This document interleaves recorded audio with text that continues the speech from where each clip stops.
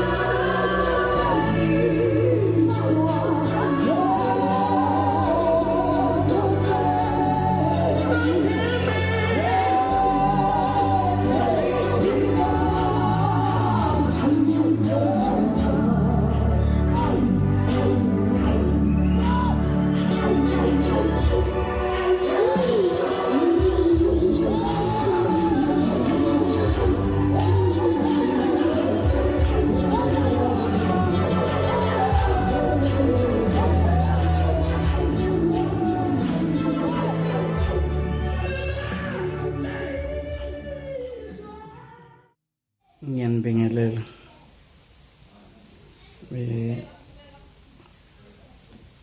namhlanje ngizokhuluma ngobunzima. Kuzoba nzima khona lolu hambe silahamba yonke indlela iba nzima kodwa kumele siqine. Njengoba isho nje ingoma ukuthi noma babe bayise kufeni baqinisela baba nethemba bathemba ini igazi.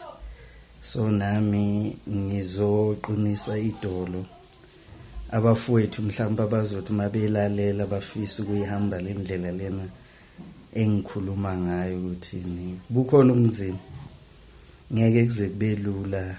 Ayikho indlela yakwana impumelelo ehamba engabe noma endaweni elula. Yonke indlela yakwana impumelelo ihamba ebunzimeni. So nje ngizokhuluma kabanzinyana ngobunzima kodwa nje isiphetho sakhona ukunqoba noma ngaba nzima kanjani kodwa nje into engizogaranta nento engizoyishare nathi ukuthi kodwa ukunqoba it's guaranteed.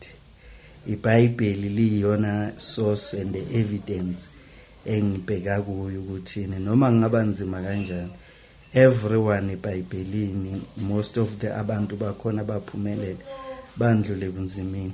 So ke nathi kumele siqine idolo sazi ukuthi angeke sithi masithi shiya ubumnyama bese kubalula.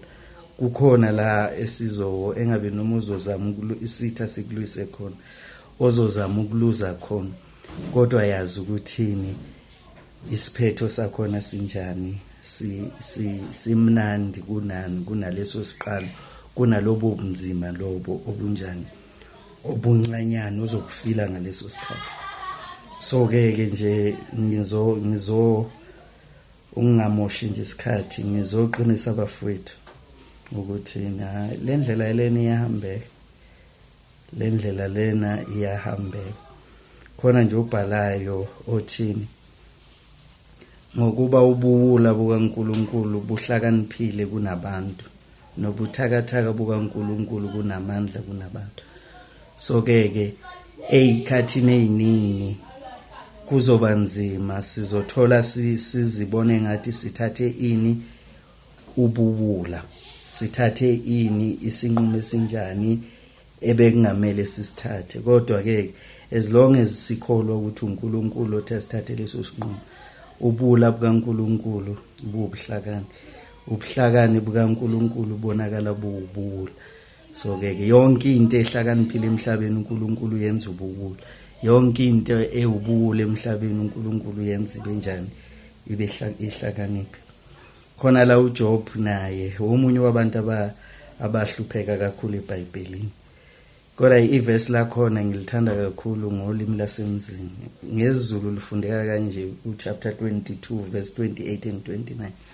Uma unquma indaba uyakuyenzelwa ukukhanya kukhanye ezindleleni zakho uma zehla uyakuthi phezulu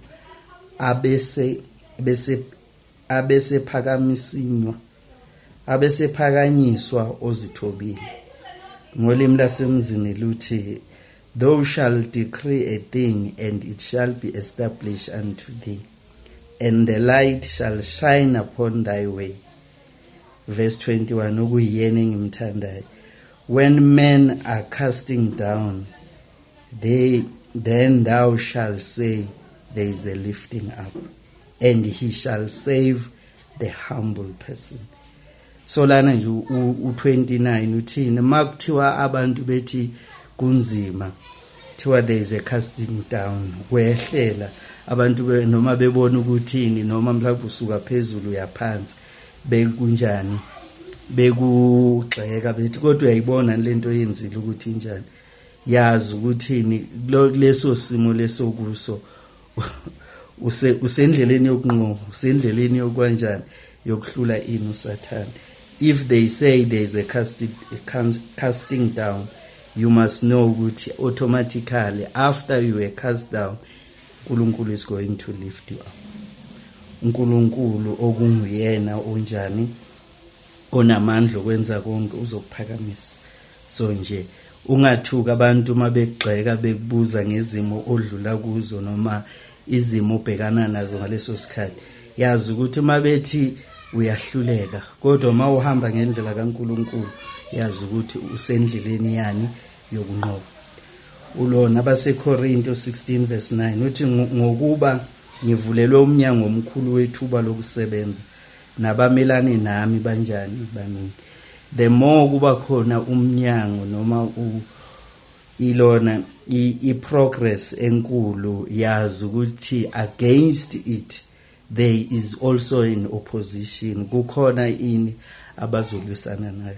Ungathi mawubona ngathi mhlawumbe noma kuba nzinyana bese wenze njani uphelelwa amandla. That's why ngithini kuzoba nzima, isihloko sami sithi kuzoba nzima khona, kodwa indlela yenze njani iyahambeka, indlela enjani iyaqhubeka. Uzobona wena ukuthini ubunzima lesingisi lithini, a great door is open for me, but there is too much engabe noma opposition. Kusho ukuthi kukhona okuhle okukhulu okukhona okubonayo, kodwa yazi ukuthini more than lobu buhle obubonayo kuzoba khona iopposition enjani ezozama ukukuvimba ukuthi ungafiki la uyakhona. Opposition yazama ukuvimba uJesu. USathane tempt uJesu, emtshela ukuthi akamthobele, emtshela ngembuso wena ubani ke uSathane ezovela kuye. Wonke umuntu uNkulunkulu amphakamisa uSathane uyamchallenge. So nawe yazi ukuthi kuzoba khona izimo, kuzoba khona ama challenges, kodwa nje themba uNkulunkulu, themba isinqumo sithathile. uRomans 8:18 no 19 uthi ngokuba ngithi izinhlupheko zesikhathi samanje azinakulinganiswa nenkazimulo eyakumbulwa kithi. La uyavumelani, iBhayibheli liyavumela ukuthi inkinga zikhona, liyavumela ukuthi ubunzima buzoba khona, kodwa sebukhona, sezikhona inkinga, liyasiqinisa ukuthi noma sezikhona kodwa yazi ukuthi kuzikhona zinjalo inkinga, yazi ukuthi kodwa wena uzonqoba, kodwa wena ungaphezulu kwabanqoba.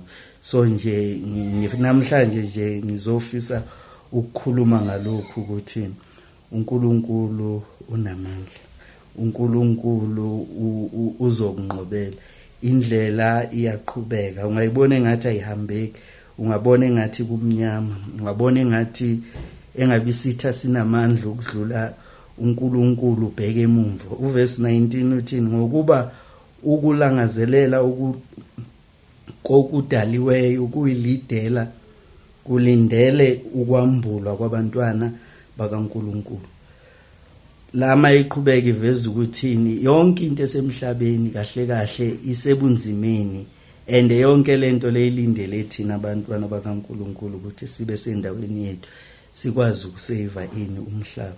So nje ngizoqinisa amadolo ukuthi izinhlupheko zesikhathi samanje angeke ifaniswe nani nobumnandi oyobuthola ekugcineni nani nepeace ozoba nayo forever. Uyothi noma uhambe ebumnyameni, usho njalo uDavid uthi though I walk in the shadow of death, noma ngihambe esigodini sethunzi lokufa angikwesaba ukubi. Ulona amaHubo 23 esikoleni thina sikhule besifundisa wona. So nje lelo iqiniso elingeke laphiwa, lelo iqiniso elingeke lashintshwa umuntu, ukuthi nje sometimes isitha senze njani, siyazama ukulitshontsha lelo qiniso lelo, siyazama ukuthi usenze njani simelane nani nalelo qiniso lelo. uHabakuki naye uyabhala chapter 2 verse 2 and 3 uthini? uJehova wangiphendula wathi, ulobele umbono ubuqophe ezibhebheni ukuba kufundwe kalula, ngokuba umbono usengowesikhathi esimisiweyo, uphuthuma ekupheleni, awuyikukhohlisa noma ulibale. Ulinde ngokuba uyakufika, nokufika awuyikwephuza. Lana ngelesingisi kuthiwani, though engabe noma the vision can tarry, though vision can be delayed, but uNkulunkulu unike assurance ukuthi noma unjani ungalibala, noma kodwa ungathe ngathi uyabambezeleka umbono kaNkulunkulu, kodwa yazi ukuthi ekugcineni uyakufika, nokufika awuyokuphuza. uNkulunkulu ke kunesikhathi sakhe, uNkulunkulu ke kunezindlela zakhe. Abanye babhalayo bathi indlela zakhe iphakeme kunezindlela zethu, imicabango yakhe iphakeme kunemicabango yethu. So nje asihambeni le ndlela bafowethu, iyahambeka, baningi abayihambile, nathi singayihamba sizibone lezi imanga lezi inkulumo eseyiBhayibhelini ziphuma eBhayibhelini zibe kithina, bayibona abantu bafakaze ngayo, then uzombona lapha amandla kaNkulunkulu. uDavid naye uthini? Ziningi izinhlupheko zolungileyo. Yabona uma ufunda into ekanjena, sometimes engathi ungaphela amandla ukuthi makuba kanti why umuntu olungile eba nezinto eziningi, abanani nezinhlupheko eziningi, kodwa nje into ezoqinisa idolo, kepha uJehova uyakumkhulula kuzo zonke.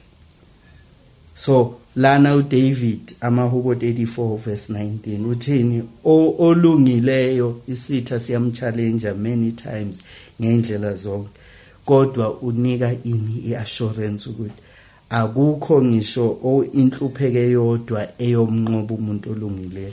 uNkulunkulu uvawile ngezulu lakhe ukuthi izwi lakhe, uma ulihlonipha izwi lakhe, ulalela nokulalela, uNkulunkulu uzokwenza njani? Uzokubusisa. uNkulunkulu uzohamba nawe, olwa nawe ulwa noNkulunkulu, obhekana nawe ubhekana noNkulunkulu. So nje asiqineni bafowethu, mayiqhubeka uyawagcina onke amathambo akhe, alaphulwa nelilodwa kuwo. So kusho ukuthi noma ngathiwa isitha besiplanile ukuthi sokwenze njani, sokuphula amathambo noma sokudestroya noma sothatha anything, uNkulunkulu nezwi lakhe kuthiwani uyawagcina amathambo walomuntu olungileyo. Uthi esezinkingeni, that's why uDavid athi noma ngihambe esigodini sethunzi lokufa ngisaba, akasho ukuthi isigodi sethunzi lokufa sikho. Uthi noma ngihamba kuso, noma ngikuso, but I have one confession enginayo. uDavid yena utheni? Uyawagcina onke amathambo akhe, alaphulwa nelilodwa. Kusho ukuthini? uNkulunkulu uyangena la ezimeni ebeyingakuphula amathambo, ebeyingakudestroya, ebeyingathatha everything from you, but uNkulunkulu wenze njani? Make sure ukuthi lokho akwenzeke. 21 uthi okubi kuyakumbulala omubi, abazonda olungileyo bayakulahlwa ngecala. Okubi kubulala onjani? Omubi. Akwazi ukuthi okubi ngabulala umuntu omuhle. Lisho njalo iBhayibheli, usho njalo uNkulunkulu ukuthi mawulungile okubi ngeke kuze kukubulala. Okubi kubulala umuntu onjani? Omubi. uJehova ukhulula umphefumulo wezinceku zakhe, akakho kwabamethembayo oyakuba necala. Umsebenzi kaNkulunkulu nje uDavid mayifakazi, Jehova ukhulula umphefumulo wani wezinceku zakhe. nawe mawuthatha i-decision yokuthi you are on God's side, uNkulunkulu naye uthatha i-decision yani yokuthini lo muntu lona ngiyokhulula umphefumulo wakhe, no matter kwenzakalani, no matter ubhekane nani, mina uNkulunkulu ngoba uNkulunkulu bami, this is what I will do. Into engizoyenza ngizokwenza njani, ngizomkhulula. Akakho kwabamethembayo oyakuba necala. Kusho ukuthi noma bangazama ukubeka icala, but uNkulunkulu uyazikhomitha lana ukuthini uma umthemba yena yedwa uzokuqinisekisa ukuthini awubekwa ini icala. Ayicala lakho kuzoba icala lakhe, olwa nawe ulwa naye. So ke kasiqineni bafowethu, indlela yenze njani iyaqhubeka. Kodwa nje le ndlela lena idinga ini i-one nje into engasisiza, and iBhayibheli lilokhu likhuluma ikhulunywe kayi-4. Le ndlela ihanjwa ngani? Ngokukholwa kuphela. Yabona nje mawungakholwa ukuthini uNkulunkulu nawe, ungakholwa no matter kwenzakalani, no matter yini oyibonayo ngaleso sikhathi, kodwa nje ukholwa ukuthi uNkulunkulu mkhulu ongakimi kunalona omelane nawe. Ulo 1 John chapter 4 verse 4 uthini? Bantwana mkhulu ongakimi kunalo omelane naye. Ulo Romans athini? Uma uNkulunkulu engakithi ubani ongamelana nathi? So mawungakholwa nje wazi ukuthini ukiphi position, imapha amandla onawo. uJesu mayekhuluma uthini? Laba abakholwayo sebengabantwana bakaNkulunkulu, sebeyizindlalifa zikaNkulunkulu. So iBhayibheli nalo lihambe likhumbuza ukuthini kepha ulungileyo uza kuphila ngani ngokukho. Ayikho enye into esiyidingayo as long as uthatha i-decision yokulandela uNkulunkulu, yokulandela uJesu, yokuyeka ubumnyama ulandele ini ukulunga. Lapho kudingeka ukukholwa, akudingeki imali, akudingeki nokuthi ubonani, akudingeki nokuthi wazini. Into nje ongayisiza ngayo ukuthi wenze njani ukukholwa. Wenze njani ushintshe ingqondo yakho, renew your mind, transform your mind in everything that you do. Mawukuba wawukhona indlela owenza ngayo, zama ukubuza eBhayibhelini, engabe noma bakhona abafundisi nobani abantu abazokusiza ukuthi mina bengenza kanje makunjena kwenziwa njani ke manje. Nakho ngigulelwa ingane yami ikanje, ngabe ngiyisa kumuntu mhlawumbe ayinika impepho ibheme ube right, bayishunqisela inyamazana. Manje ngenze njani oba sengila? Ngobani akumele ngiconsult ini izinyanga bazokutshela ukuthi kwenzakalani. uHabakuku chapter 2 verse 4 uthi bheka umphefumulo wakhe uziphakamisile awuqotho phakathi kwakhe, kepha olungileyo uza kuphila ngokukholwa kwakhe. uHebrew 10:38 kepha olungileyo wami uyakuphila ngokukholwa, kepha uma ehlehla nyovane umphefumulo wami awunakuthokoza ngaye. uHebrew uthi uyayi-emphasize ukuthini olungileyo kumele aphile ngokukholwa kuphela. Once waqala wahlehlela inyovane uNkulunkulu uthini?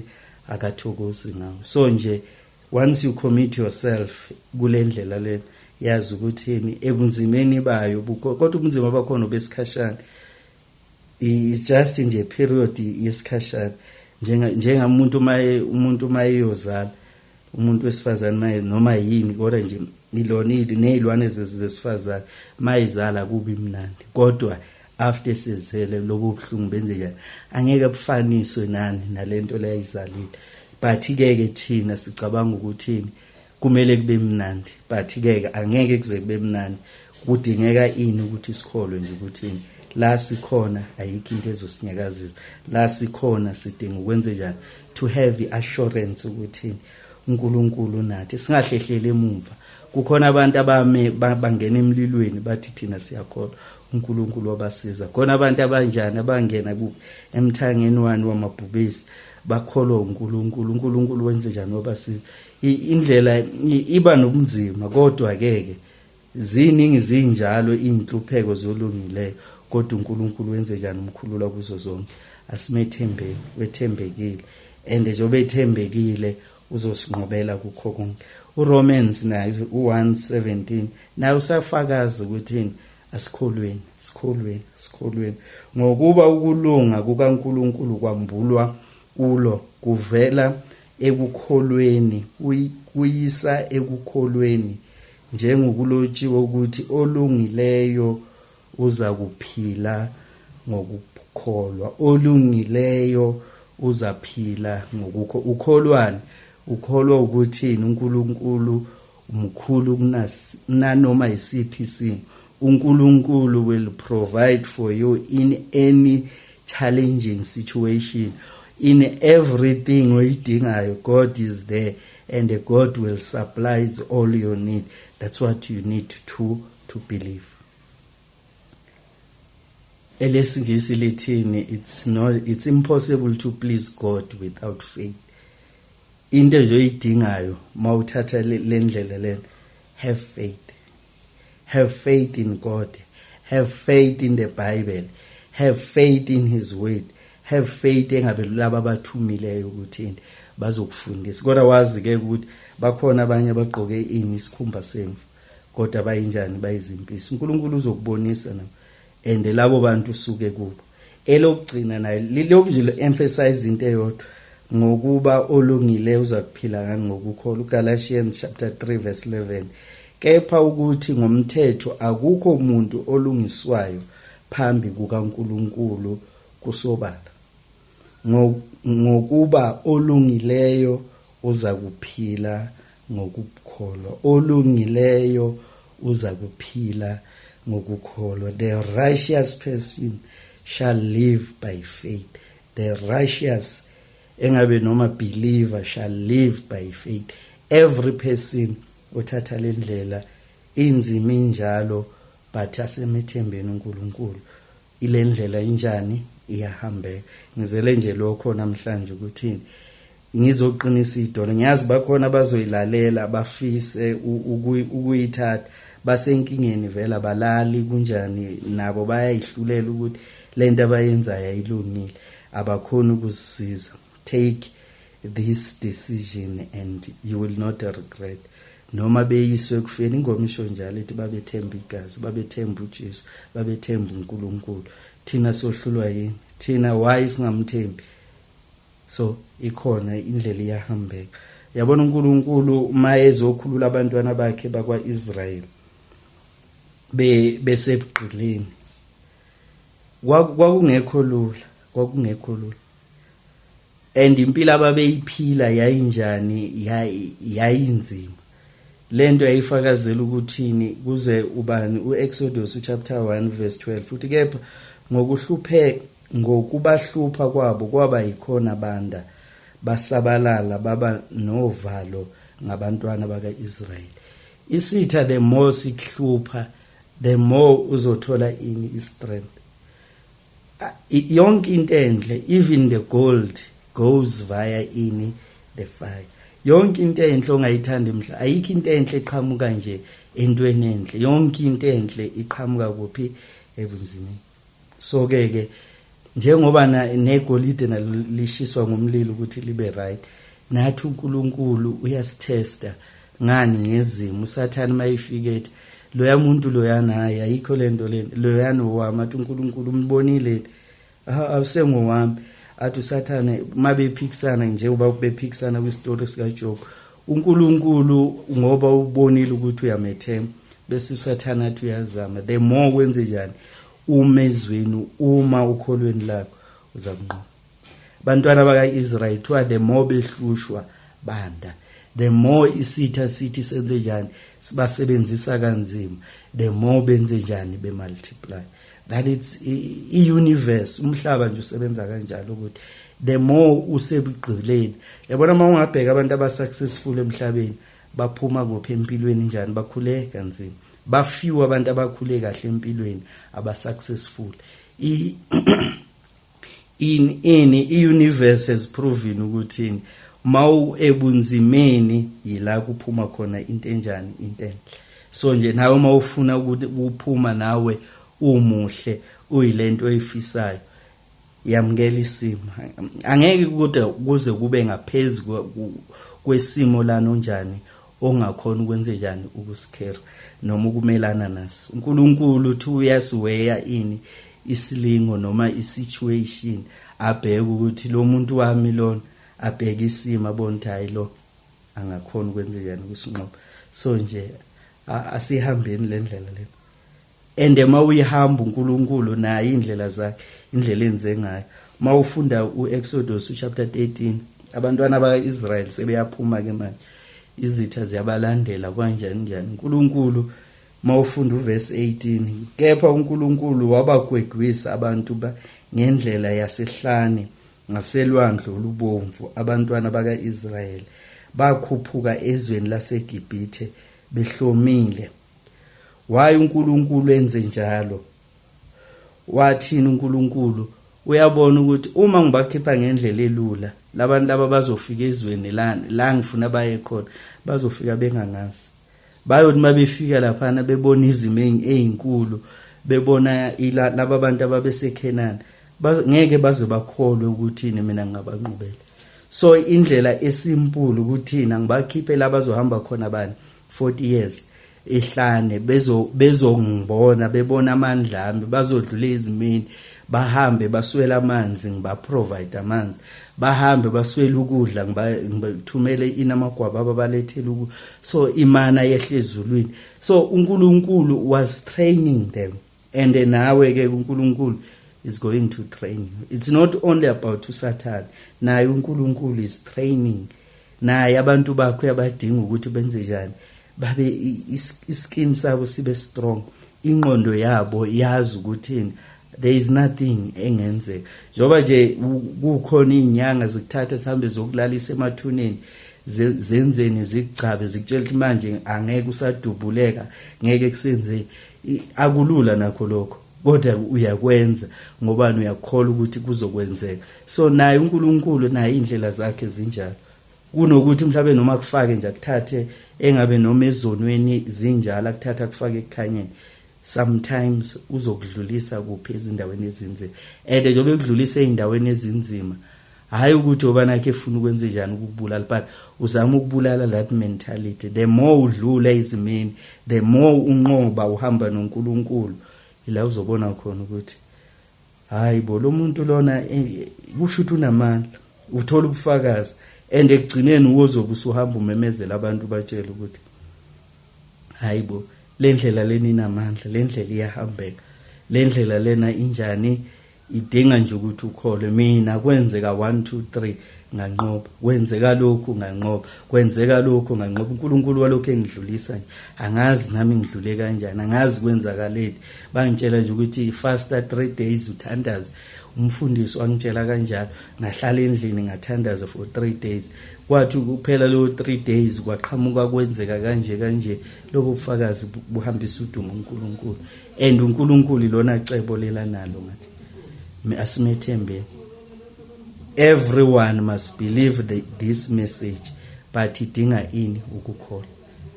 uJesu naye, yonke indawo enoJesu, yonke indawo enoNkulunkulu iyanyakaziswa. Yonke indawo enoNkulunkulu injani iyanyakaziswa. uJesu naye umkhumba ayehleli kuwe noma ayelele kuwo, isitha ngoba nakho sazama ukulwisa uJesu, sazama ivunguvungu, bazama abantu ukulwisana na, baze bahamba yovusa uJesu. uJesu mayevuka ukuthi hayi nisabani, Matthew 8 ku23 to 27. Mayevuka uJesu ufika wenze njani, uthulisa lo moya lo, ngoba uyakwazi. The reason why mhlawumbe ezinye izimo kuyobe ngathi ziyakunqoba, uma uthule uNkulunkulu umhlaba unikele kubantu, unikele kuphi kithina. Uyifa abantu izitha zakho zilwa nawe, wena ungambiza uNkulunkulu. Into nje ongayisiza ngayo ukuthi wenze njani, umvuso, umtshela uNkulunkulu manje kunje, manje nalo usize ngibhekane nalo, manje nayi inkinga. The more umtshela, the more will interfere, and may interfere, everything will cease. So nje bazalwane, bantwana bakababa, ngithi nje mina asiqhubekeni sihambe, indlela iyaqhubeka. Obhalayo uPetro uthi senihlupheke isikhashana, yena uqobo uyakuniphelelisa aniqinise, aninika amandla, anisekele. Uthi uPetro yena nihlupheka ini isikhashana. uNkulunkulu kuthiwa 1,000 year it's equal to a day, and engabe noma a day it's equal to 1,000 year towards God. Indlela uNkulunkulu abuka ngayo kusho ukuthini uNkulunkulu angashintsha into obusuyizame for 10 years ayishintshe ngelanga elilodwa. Into obusuyizame mhlawumbe noma ungayizama namhlanje ilunge namhlanje permanent. Kunabantu asebeyizame for 50 years. uNkulunkulu angakwenzela le. uNkulunkulu akahanjiswa isikhathi. Isikhathi asimlimit uNkulunkulu. uNkulunkulu uyakwazi ukusebenza nango-12 ebusuku. Uyakwazi ukusebenza ngisho ebusuku, ngisho ulele, ngisho kunja. uNkulunkulu is forever. Engabe noma ebusa, reigning day and night. Asikho isizini la angahluleka khona. So ke ungathi mawubona ukuthi sekuyiminyaka emingaka noma sekuyisikhathi esingaka kanti kuyoba nini, uNkulunkulu is there with you and uzodlula. So nje limele iqiniso bazalwane, limele iqiniso bafowethu, ngithini nje, kepha wathi okungenzeki kubantu kungenzeka kuNkulunkulu. Ziningabe izinto engenzeki kubantu, ziningabe izinto esingathi masiyibona sibuthatha isinqumo sithi lesi simo esikanje akekho wakwaphuma kuso. Kodwa what is impossible with people, it's possible with God. Yonke into engenzeke ebantwini kuNkulunkulu yenzeka. Kunabantu okwasekubhaliwe thiwa sebefile la, lo akasekho indaba yabo, kodwa uNkulunkulu akwazi ukubavusa. Bahanjwa bayolandwa engabe noma emutually, bahanjiswa bayovuswa, babekwe izandla, bathandazelwa, bavuswa. Lezo zinto lezi izinto uNkulunkulu asafuna namanje ukuzenza. Ufuna ini abantu abakholwa nje ukuthi it's impossible to please God without faith. As long as you have faith, uJesu uthi lube lincane like a mustard seed oluncane, uNkulunkulu usebenza ngayo. Into esishoda ngayo akufuneki ukholo olukhulu, akufuneki ukholo oluzomove izintaba kanje. Kufuneka nje ukholo oluncane, nje mina uNkulunkulu sengihlulekile, ngenze njani? Yena ke kuzongenelela, nekela kuyena ini izimpi zakho. uNkulunkulu uzokwenza njani? Uzomnqobela. Omunye nje umuntu uPaul naye walwa izimpi. Mawufunda u2 Corinthians chapter 12 uyafakaza uPaul uthini 3 times ekhuleka ecela uNkulunkulu ukuthi uNkulunkulu susana live lento lenhle. Kusho khona into eyayimhlupha. uNkulunkulu uthi musa wami it's enough.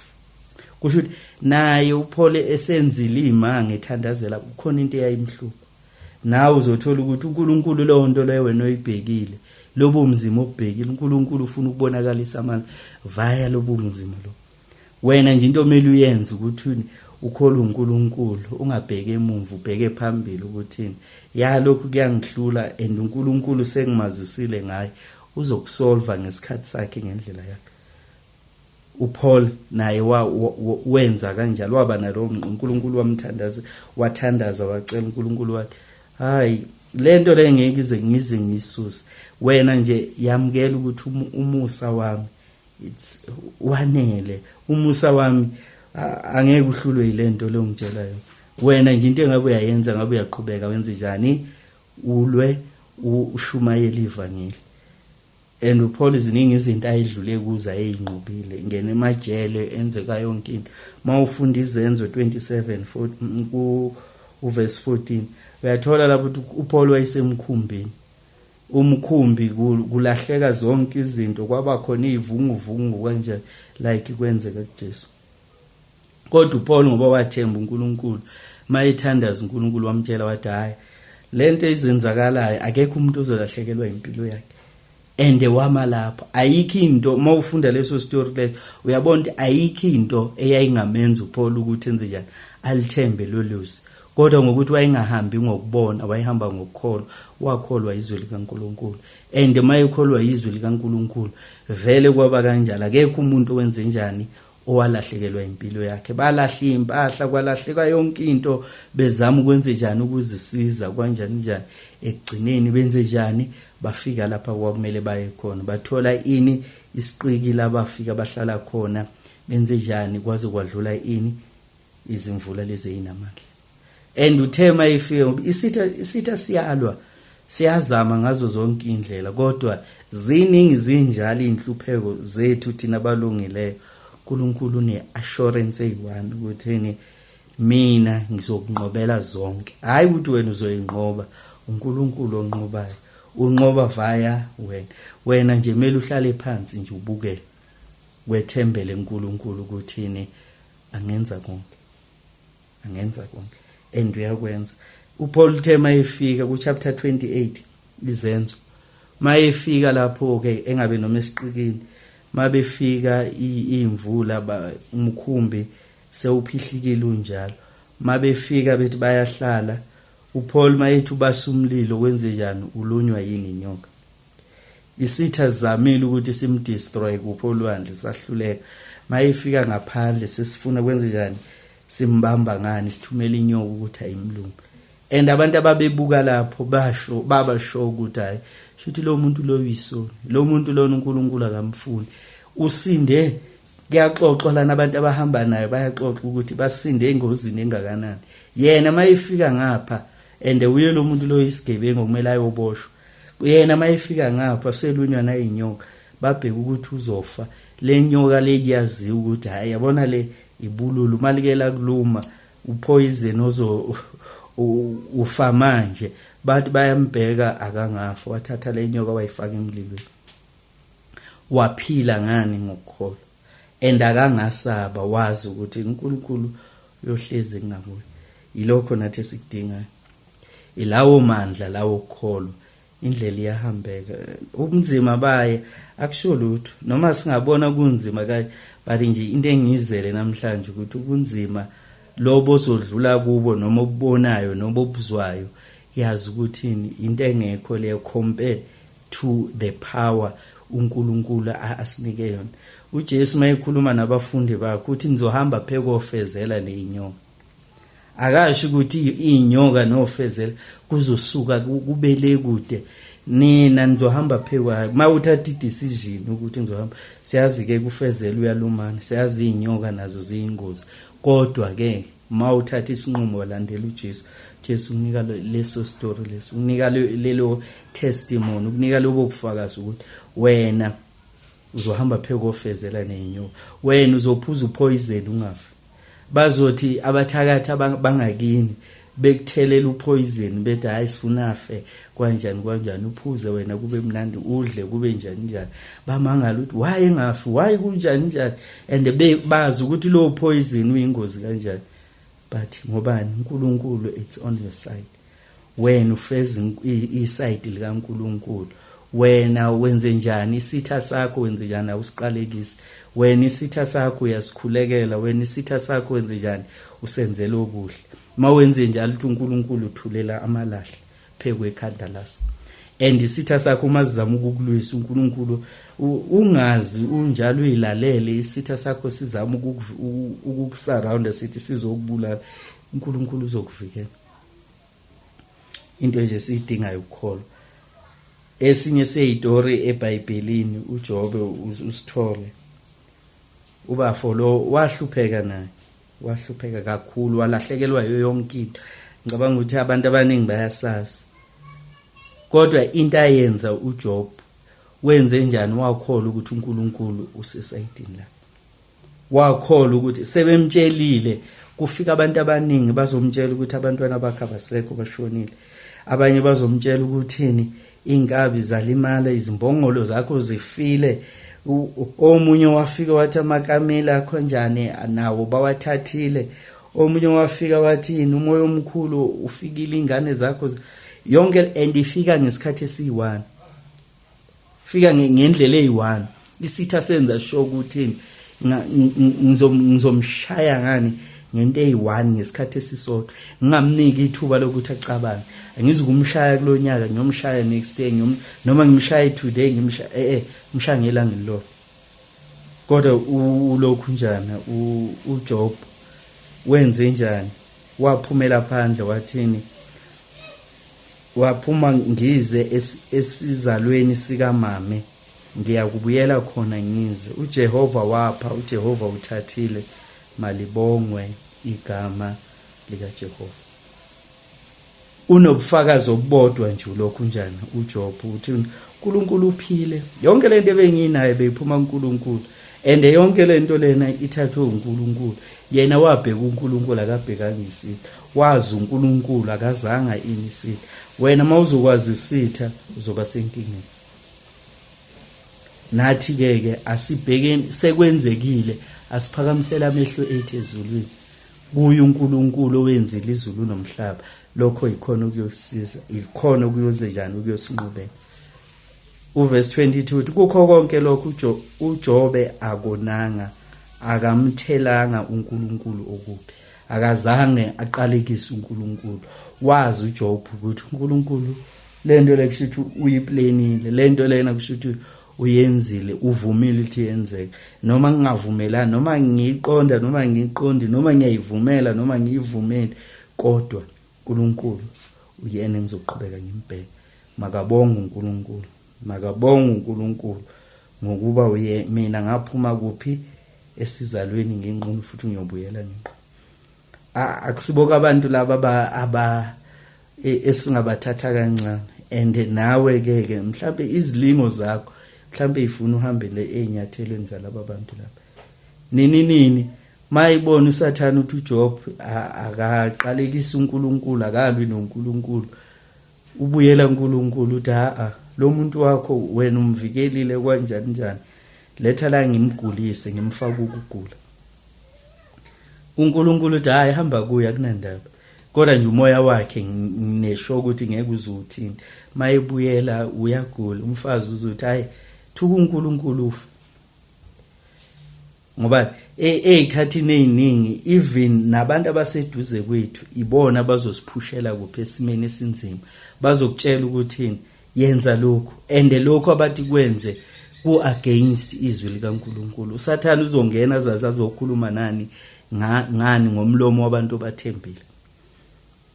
Ulona uJesu mayekhuluma ngokufa kwakhe, uPetro umfundo kwakuyena impela owayeclose to kuJesu, wathi Jesu ngeke mina ngikuvumele lokhu ukuthi ukufa.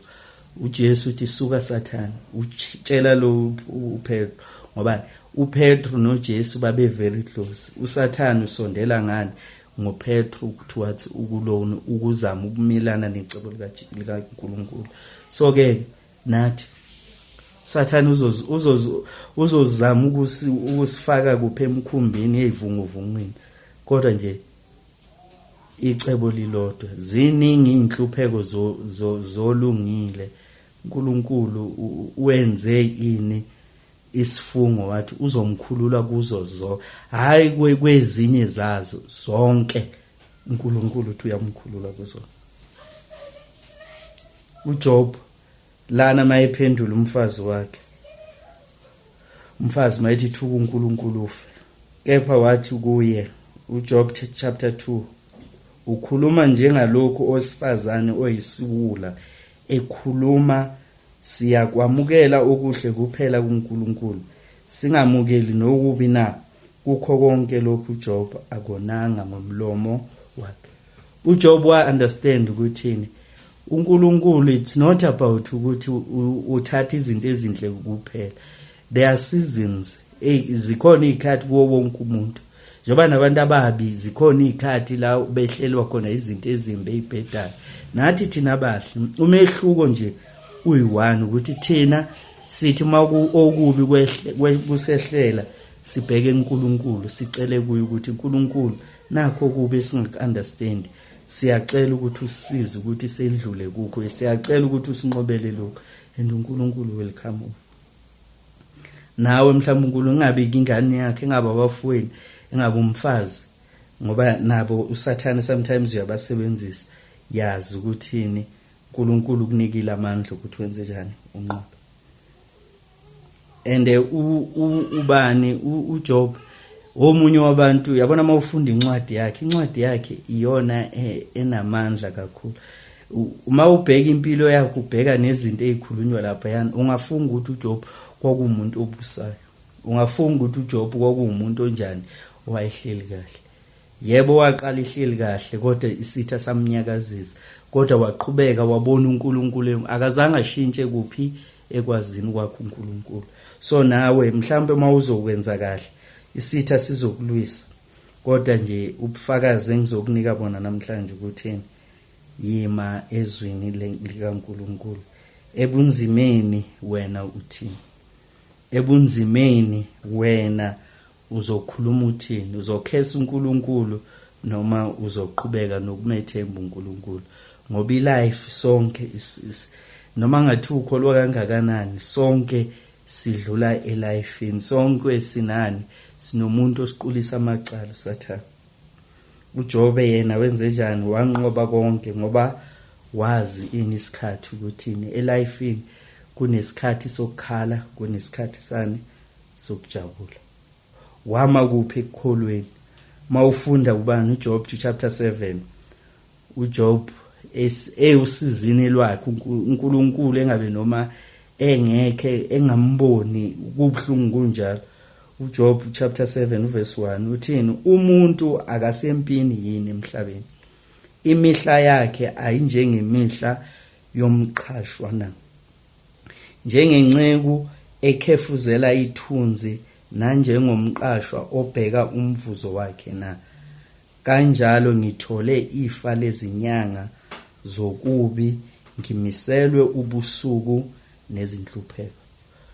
uJob wa-understand ukuthini umuntu usempini emhlabeni, imihla yakhe ayinjengemihla so lana uJob uthini? Uya-understand ukuthi emhlabeni wonke umuntu usempini, wonke umuntu unezinto adila nazo, wonke umuntu uzomelana nani, isitha sizomelana naye, isitha sizozama ukumlwisa. Thina nathi singasika iphethini la kuJob, nathi singafakaza njengoJob sithini? Uthi kwenzeka izinto ezimbi sikhulume izwi likaNkulunkulu. Yabona uJob mayikhuluma kanje, amazulu ayesukuma eshaya ihlombe, uSathane abuyele emumva ekhala enjani, ethi lo muntu lona ngizomenza njani? Yilokho esikufunayo.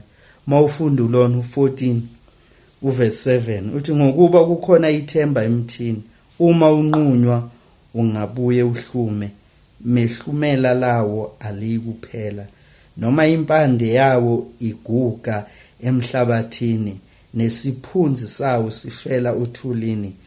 Ngephunga lamanzi uyakuhluma, uveze igatsha njengesithombo. uJob ubheka khona izihlahla othi noma ngathi ungayinquma kanjani, make nje watholakala nje ilokhu njani usinqume phezulu, siyakwazi ukuqhubeka simile. Esinye igatsha masike langena emanzini nje lathi liyakhona igatsha ukwenze njani ukuhluma liqhubeke limile. So uJob naye waba nalowo mqondo loyo ukuthi hayibo uNkulunkulu noma esenqumileke mina ngifana nani nembali ethi noma mayiwele kuphi emhlabathini onamanzi ayipheli ithemba. Uthini? Ngokuba likhona ithemba emthini. Waba naleyo ngqondo ukuthi ithemba likhona emthini, and njengoba likhona ithemba emthini naye unalithemba. Ngeke uJob ahlulwe yini isihlahla. Isihlahla sona asiqalekisa uNkulunkulu uma besika abantu, kunokuthi siqalekisa uNkulunkulu siyaqhubeka senze njani? Simile. Thina ke senze njani? Sisika iphethini kuJob noma senze njani? Sibuyele emumva, sihlehlele emvana bese sitha senze njani? Siyasinqoba. Into esiyidinga ithemba nokwazi ukuthi isimo simi kanjani and siqhubekele phambili. Indlela iyaqhubeka, indlela iyaqhubeka, and njengoba iqhubeka nje siya kuphi? Ekunqobeni. u13 uJob chapter 13 verse 15 bheka uyakungibulala, anginathemba, nokho ngiyakuvikela izindlela zami ebusweni bakho.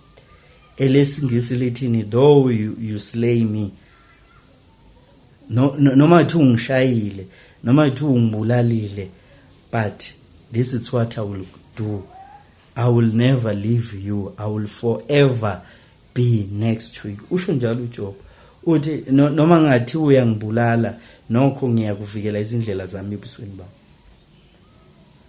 Ukhuluma noNkulunkulu, ubheka uNkulunkulu akabheki isitha. This is what nathi singenza lokho okushiwo ubani uJob.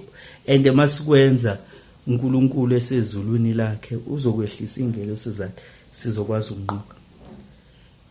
And the most lokhu sikhuluma izinto ezinhle ezimene ezimbi.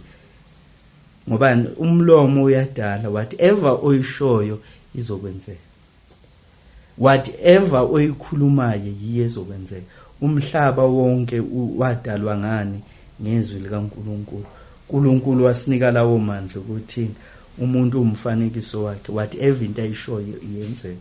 And noma ungakhuluma into embi, nomthakathi mayihleli lapha eshaya ukhamba lwakhe enzani, lento ayikhulumayo iyenzeka. Nawe mawuhleli lapha engabe noma endlini yakho uthandaza, whatever uyishoyo kuzoya ngokuthi ubani okhuluma amazwi anjani amakhulu, ubani umuntu onokholo olukhulu, ubani umuntu onjani engabe ngizothi onomsamo omkhulu, ilo kaNkulunkulu noma ilo kaSathane. Kodwa uNkulunkulu akahluleki. Noma beyiswe empini bathemba, noma beyiswe empini bathemba. So ke mayeqhubeka uJob uverse chapter 42 la uJob enze njani, uthi ngiyazi ungenza konke, icebo lakho lingevinjwa. La uJob avala khona incwadi yakhe, ukhuluma ngoNkulunkulu. Nathi ekugcineni yili testimony soba nalo. Kodwa lisidlulapi kuzo zonke lezi yazimo lezana, silokhu sikhulumile ukuphila phekwethu, lokhu singabuki isimo. Bathi bayakhuluma ukuthi hayi uNkulunkulu onginikile okubi, makuNkulunkulu ayikho into engizoyenza, manje kumele ngenze njani, ngilwisane naye. And isimo mawufika ku42 verse 10, uNkulunkulu wabuyisela yonke into yakhe. uJehova umbuyisela uJob ekuhluphekeni lapho ekhuleka abangani bakhe. Jehova wambuyisa uJob ekuhluphekeni. uNkulunkulu wenze njani and ekuthiwa kwaphindwa kabili. Should yonke lento lena beyikhalela, uNkulunkulu wakwenza, uNkulunkulu usazokwenza. God is able. He has done it before, he will do it today. So nje into ebeyimele siyenze ukuthi sikholwe, ukuthi simethembe uNkulunkulu. Uyakwazi akwenzayo. Wenzile umhlaba nakho konke okukuwona. Even uthi lize lithi ivangeli wenza ifoundation yomhlaba wayenza yaba amanzi. Mina makuthiwa kwakuyimi, akekho umuntu ongakhanda indla ayanzele ifoundation kuba amanzi. But uNkulunkulu ebuNkulunkulwini bakhe wenza ifoundation yomhlaba kuba amanzi.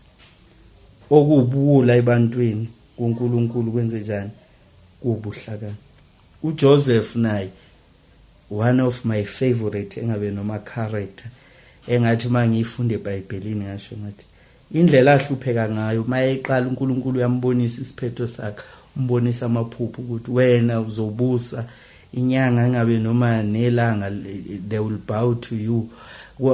Bamhlupha abafowabo bafuna ukumbulala, benza yonke into embi, kodwa isiphetho sakhe aphetha ngaso sihle. Maye hamba bamfaka emgodini, bathi bafuna afele phakathi, bamkhipha bamdayisa, bonke lobo kunzima lobo wadlula kubo. Kodwa into ayenza ukuthi niwalokho eqhubeka enze njani anytime. Noma umfazi wani wenkosi yakhe la ekhona ayisigqila khona, umfazi unqambela amanga ukuthi hayi lo ubefuna ukungidlwengula ukulona naye ingubo yakhe, ekubeni umfazi ube kuyena obefostelela ulona uJoseph, ngoba thowa wayebukeke emuhle, uyena obemfostelela ethi ufuna ukulala naye. Kodwa ubani uJoseph wathi cha, ngeke ngize ngone phambi kaNkulunkulu. Zikhona lezo zimo lezo la sewenzile, isikhona izimo sewubhekane nani nobunzima, isitha siveza amathuba okade nawe wawafisa ukuthi hey imali engaka mhlawumbe ekhulunywa ngama-million ekhulunywa ngani, kodwa uNkulunkulu uzokudlulisa konke lapha. uNkulunkulu uzokwenza njani? Uzokungqobela kuzo zonke lezi into nje. Kumele uyazi ukuthi ungacompromise, yazi ukuthini wenza kahle uzothola okuhle, mawenza kabi uzothola okubi. Simethembeni uNkulunkulu. Mawubheka isiphetho kubo bonke lobunzima, azahamba yongena ejele engenzanga lutho, uyisigqila akenzanga lutho, ulokhu njani usejele manje akenzanga lutho. Kodwa maye uNkulunkulu enza icebo ku chapter ulona ku chapter 41 uGenesis chapter 41, uyabona ukuthini uyamthatha uyombeka abe yini deputy president, ivice yenkosi okwakuyiyona eyayiphethe izwe lonke eGibhithe. Uthini wena ithi inkosi mayikhulumana ngayo ulona uJoseph, ithi wena yimi kuphela engaphezulu kwakho, abanye bangaphansi kwakho, whatever oyishoyo bonke abantu bazolala. And uJoseph akusuke ngisho wakhona eGibhithe owakuphi owale kwaIsrael, kodwa uyahamba uyobusa ezweni ngobani walalela uNkulunkulu. And nawe mawufuna ukuthola lama benefit uNkulunkulu mayekthi, ngoba uNkulunkulu kuya ngawe ukuthi uyakuthemba, mayekuthembile ngezimo ezinzima, yazi ukuthini something greater is coming. David naye wadlula ezimeni, David naye wabona ini ubunzima, wanqobela isizwe sakaIsrael uGoliath, kodwa ekugcineni sebefuna ukwenza njani ukumbulala. uDavid wathi esakhula esewumfana engabe no 15 16 17 lapho ilona ibhubesi wayelwa namabhubesi elwa nezingonyama ezinqobo. Nawe uNkulunkulu angakudlulisa lapho, wabaleka lapho inkosi zama ukumbulala elala kuphi eintabeni kanjani, kodwa uDavid akamnyeka uNkulunkulu. Nathi singafunda koDavid. U1 Samuel ilapho kukhulunywa khona ngoDavid, ubuhlakani bukaDavid ukuthini wenza iskin sakhe. Uyabona ukuthini uNkulunkulu ufuna umuntu mayemthemba umnika inamandla ukuthini akholwe. Nathi uNkulunkulu usinikelela umandla lapho, ukukholwa nje sikudingayo. Ngaphandle kokukholwa kukho umthokozisa uNkulunkulu, ngaphandle baphinda kayi4, ngaphandle into eyi1. Why? Ngoba iyona edingakalayo. Uma uzohamba indlela kaNkulunkulu, uzohamba indlela yani yokunqoba, uzonqoba ngani? Ngokukholwa. uDavid kuze nomntwana wakhe mayisephethe lokhu njani, uDavid eyinkosi uvukelwa umntwana wakhe, umntwana uzama ukwenza njani ukumhlwitha isihlalo, kodwa uDavid wenze njani? Akazange enze njani kuphumelele lokho. uDavid wabaleka wayoyifihla umntwana, basala wenze njani? Bambulala, wabuya waqhubeka nesihlalo sakhe. Ngoba ziningi zona inhlupheko, kodwa lezo inhlupheko lezo zophendukiza, uNkulunkulu uzokunqobela zonke. I'm tempted nami ukushare my testimony. Mina ke nami sekukhona la uNkulunkulu angidlulise khona. Ngobani sometimes lento yaseBhayibhelini kumele siyithathe siyenze ibe practical. Mina ke bese engabe noma isitha nami sangidonsa sathi bengithanda lento abathi yini ukuba yisatanist. 10 years back mangiphuma euniversity ngitshela ukuthi ngeke uzuthola umsebenzi, uloyiwe kanjani, ngabona ukuthi ngafika lapho ukuthi hayi ngifuna a greater engabe noma altar elizomelana naleli lalimelane nami, ngaze ngafika la kuthiwa khona ngingabe noma ngizoba yisatanist. But uNkulunkulu wangidonsa khona la, kwakungelula. Ngibe noma ngispende almost 3 years having ngingabe noma njalo mangilala ebusuku kube khona engathini ngeke ngize ngivuke ekseni. Kwakungelula, kube khona ifeli eminyama ngingakhona ukulala ebusuku ngibona ukuthi leli ifu leli lizongemboza kuphele kanjalo ngami. Kodwa uNkulunkulu ngobani ngenza idecision naye, and yonke leyo nto leyo yenzeka as soon as mangiqala ngisontweni. And ngikhumbula kahle kwaku 2014 iEaster yakhona, inceke uyayishumayela lapho uPastor Zikhali wayekhuluma nje athini, next year this time ngeke kuze kufane, athi ngonyaka ozayo ngalesi sikhathi mangikhona esontweni ngobani ngangicwele nami engabe noma intuthu ekhanda ngingazi lutho. Sometimes kwakunzima ukukholwa lokho kodwa umusa kaNkuluNkulu wangidlulisa and evela kuba akufananga. Ngonyaka olandela loyo engabe noma ngaba nani nengqondo eshintshile.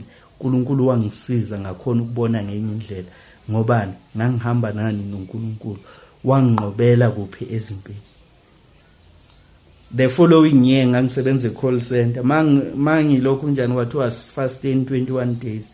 The first day mangiqala ngithi ngiyafast ngaxabana nani nomlungu engabe noma wangibiza ngasamething engangingafuni ngezwe ukuthi inhliziyo yami yakwata ngaphuma ngamshiya lo mlungu loyo. Ngakusasa lapho kwangathi yalunga indaba. Thema ngiyoqeda ukwenze njani fasting yakhona. Friday Sunday yaphela 21 days. Umlungu wanginika iletha wathi Monday siyakuhearing. Esontweni nakhona babezoqeda ifasting owayishumayela ukhuluma ngoJesu uthi hey uJesu wathi ebuye entabeni sitha sabe simlinga and nami ngiyabuya vele Sunday entabeni ngizobe ngehla entabeni Monday ngiyaku case yangena icase waphela umsebenzi.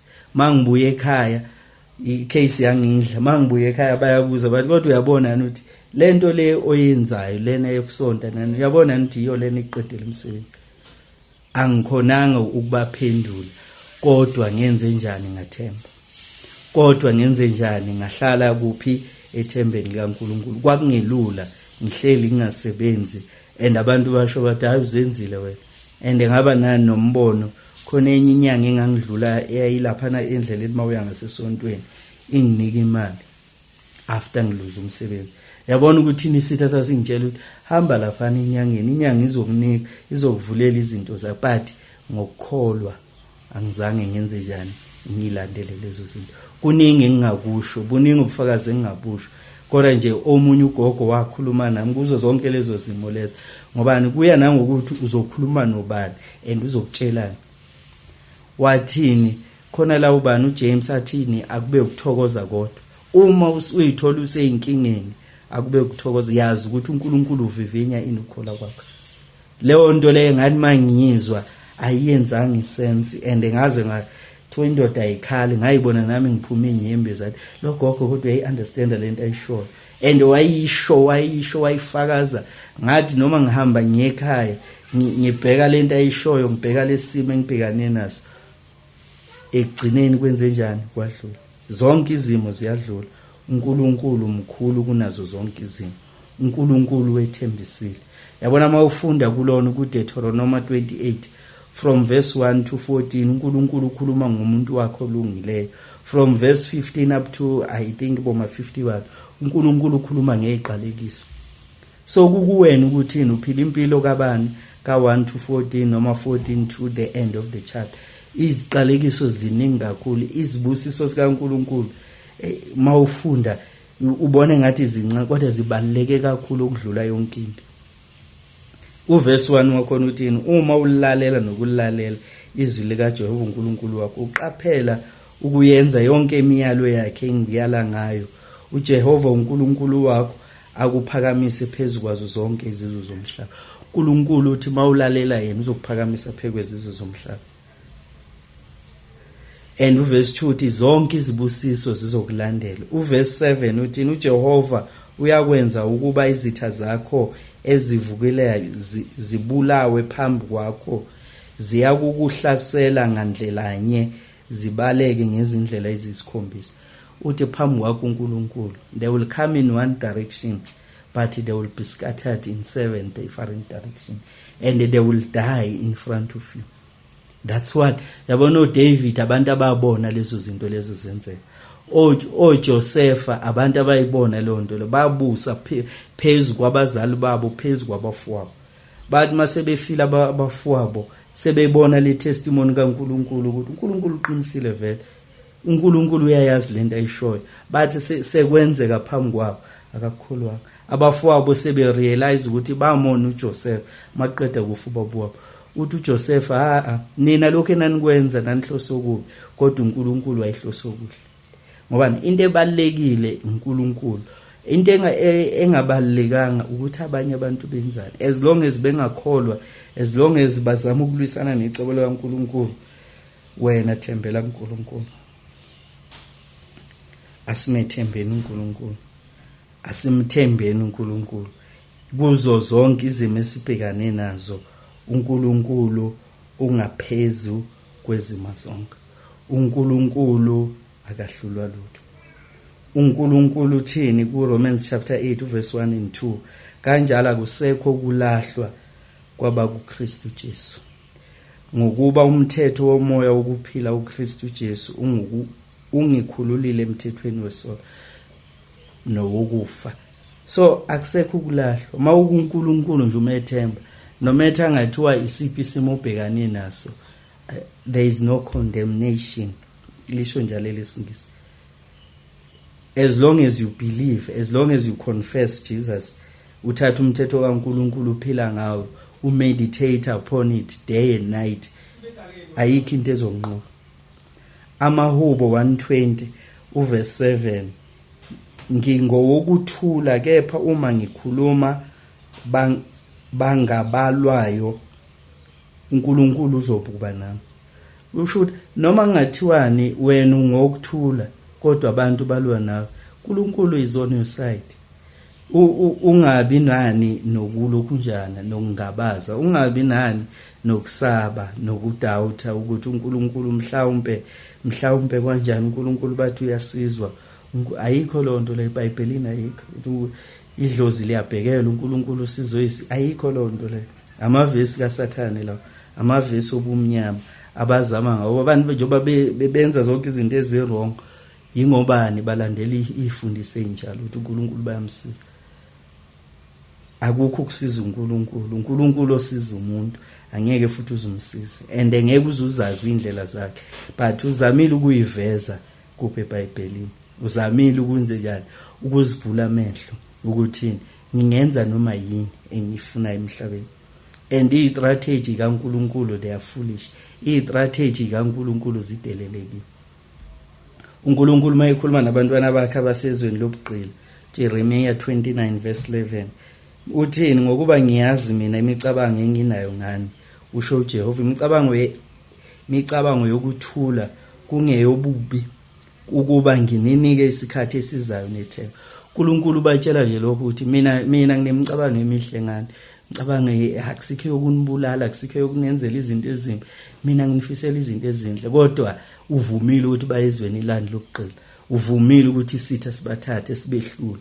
Sometimes uNkulunkulu ngobulima bakhe okubuhlakani kuzokwenzeka mhlawumbe nakuwe lokho. And makwenzeka lokho, njengoba nami ngaluza umsebenzi, bonke abantu kanjani kwaba ubula, nami ngakufila lokho, kodwa ngathemba izwi likaNkulunkulu ukuthi akube ukuthokoza konke.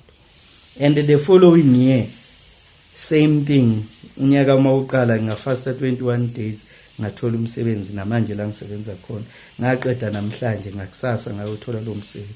So uyabona ukuthi uNkulunkulu ufunani umethembe. uSathane sometimes uhamba phambili, uNkulunkulu alandele ngemumva. And then mayilandela ngemumva wenze njani? Ulungisa yonke into isithe esilokhu njalo. Thina manje sibheka lo hamba phambili, lo ngenamsebenzi. So nje nithi bantwana bafowethu, inkabi zakithi, uNkulunkulu neindlela zakhe zidelelekile. Mawungabheka nje abantwana bakwaNkulunkulu bebhekane neJericho, kwakuwubula lokho ukuthi bahambe balizungeze bacule.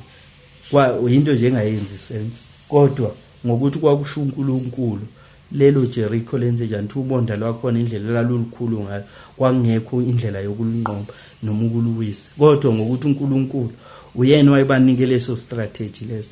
And nathi usinike istrategy C1, uJohn 16 verse 3, uJohn 3 verse 16. uNkulunkulu walithanda izwe langaka ukuthi yilowo nalowo okholwa nguyena ungabhubhi, kepha abe nani nokuphila okuphakade. Nathi uNkulunkulu uza kusinika lawo mandla lawo. Nathi uNkulunkulu uza kusisiza. Sengivala nje, uPaul advise abantu esebhekile wabona izimo ukuthi uNkulunkulu usebenza kanje. Kubani kwabaseFiliphu chapter 4 verse 4 to 8 uthi thokozani enkosini njalo njalo, ngiyaphinda ngithi thokozani. Ukubekezela kwenu akwaziwe ngabantu bonke, inkosi isethu. Uthi into ayi-emphasizayo ukuthi have joy, joy, joy, joy in the Lord. No matter kwenzakalani, athi ukubekezela kwenu makwaziwe uNkulunkulu. Kusho ukuthi kahle kahle njengoba uthokoza, hayi ukuthi uthokoza ngoba kumnandi, but uthokoza ngoba uwazi ukuthi ukuphi, usenkosini. And makukhona into oyibekezelele, leyo nto leyo etshela uNkulunkulu ukuthi yilento mina engiyibekezelele, and automatically uNkulunkulu will come in and help you. So nje nami ngizo-emphasize lokho ukuthi thokozani enkosini. U-Isaya uthi vuka ukhanye ngokuba ukukhanya kwakho kuyeza. So akasho ukuthi ukukhanya kwakho sekufikile. Uthi vuka ukukhanya kuyeza. Kusho ukuthi kusebumnyameni, wena uyavuka wenze njani? Uyakhanya. Hayi ukuthi oba nakho ukukhanya. Ngeke uzube ukukhanya akubonakala ekukhanyeni. Ukukhanya kubonakala ebumnyameni. So that's why bethi vuka ukhanye, ukukhanya kwakho kuyeza. So mawuke wavuka wakhanya kungakafiki ukukhanya kwakho, kuzokhanya kungakakhanyi. Kodwa ukukhanya, I think I do make sense. But nje engizama ukukusho ukuthi ebunzimeni iBhayibheli lithini? Vuka ukhanye ngokuba ukukhanya kuseduze, ukukhanya kuyeza. And immediately once you deal with that, kuzokhanya. uNkulunkulu mayikhuluma nabantwana bakhe uthi lukhona usuku lwakhe. Lolo suku lolu uIsaiah 27, ngalolo suku uJehova uyakuhambela ngenkemba yakhe elikhuni enkulu nenamandla, uLevithiyani inyoka esheshayo, uLevithiyani inyoka ethandelayo, abulale uDrakho usolwa. So kuthiwa sikhona lolu langa lelo uNkulunkulu, ngalelo langa uNkulunkulu yohambela inyoka yani le ekuyiyona ukusathana. iBhayibheli malikhuluma ngenyoka siyelikhuluma ngosathana. So uNkulunkulu unaso leso sikhathi ukuthi ngalesi sikhathi esithile ngizokwenza. And sometimes thina sifuna ukuthi asheshe, kodwa indlela asebenza ngayo amazulu awasheshi, but mayifika kuyabonakala. Asimethembe. And leso simo leso obhekane naso uNkulunkulu uthini? Ngalolo suku ngiyakuhambela. uIsaiah 10:27 kuyakuthi ngalolo suku umthwalo walo ususwe emahlombe akho, nejoka lalo entanyeni yakho liyakuphuka liphulwa uNkulunkulu. So ukuthi kunezikhathi ezibekwe yizulu, njoba kwenzeka kuJob, kwenzeka kuDavid, kwenzeka engabe noma koDaniel, kwenzeka on the three boys, kwenzeka kuHeze, kwenzeke kubo bonke abantu abahamba noNkulunkulu, kwenzeka even kuJesu, kubo bonke oPaul, bonke abantu abahamba noNkulunkulu. Wena ke uzokuyekela yikho nje ukuthi mhlambe asimethembe uNkulunkulu. And masifikile uNkulunkulu indlela asebenza ngayo, yabona amaHubo 91 ila ubona khona ukuthi uNkulunkulu unamacebo amahle ngathi. Yena owakhile ekusithekeni kophezulu konke, nohlezi emthunzini kaSomandla. Uthi uJehova uyisiphephelo sami nenqaba yami, noNkulunkulu wami engimethembayo, ngokuba yena uyakukhipha ogibeni lomcuphi nasobhandeni olubhubhisayo. Verse 5, ayukwesaba ivuso lasebusuku, nomcibisholo ondizayo emini. Verse 10, awuyukwehlelwa ngokubi, nesifo asikusondela itendeni lakho, ngokuba uyakuyaleza ingilosi zakhe ngawe zikulonda. uJesu naye wakhotha la u91. uSathane mayimlinga uthi hayi, uSathane wathi hayi ziphonse ukuthi uNkulunkulu uzothumela ingelosi, wathi cha, angeke ngize ngenze ngilandele wena Sathane, ngilandele instruction yakho. uNkulunkulu unamacebo amahle. Sengivala nje umkhuleko wami, amaHubo 140. ebekumele nathi siukhuleke. Ngikhulule Jehova kumuntu omubi, ngilondoloze kumuntu oyisidlwangudlwa. Baceba ukubi enhlizweni yabo izinsuku zonke, baviva impi. Bayalola ulimi lwabo njengenyoka, isihlungu samabululu siphansi kwezindebe zabo. Ngilondoloze ezandleni zomubi, ngilinde kumuntu oyisidlwangudlwangu oceba ukukhuba izinyawo zami. uNkulunkulu, ngathi kuJehova uNkulunkulu wami, wena yizwa Jehova izwi lokunxusa kwami. Jehova Nkosi yami, mandla ensindiso yami, uvikele ikhanda lami ngosuku lokulwa. uNkulunkulu mawusho lemkhuleko le kanjena, unika yena impi, unika yena inamandla, uyavuma ukuthi wena uyahluleka. Uverse 12, ngiyazi ukuthi uJehova uyakumela udaba lohluphikayo nokufaneleyo kwabampofu. uNkulunkulu akasuki kuphi ezwini lakhe, uNkulunkulu akasuki kuphi endleleni uNkulunkulu mawumbiza. So nje into esingazenzela yona ukuthi senze njani, simbize uNkulunkulu ekuhluphekeni kwethu, simbize uNkulunkulu ekungazini kwethu. uNkulunkulu wenze njani, uza kusisiza. uNkulunkulu uzokwenza njani, uza kusilwela. uNkulunkulu uzokwenza njani, uza kumelana nazo zonke izinto ezinjani ezimelana nathi. uNkulunkulu ivesi lami lokugcina, uNkulunkulu mayekhuluma noJeremiya, usifanisa nani nombumbi? Usifanisa nani? It's a pot.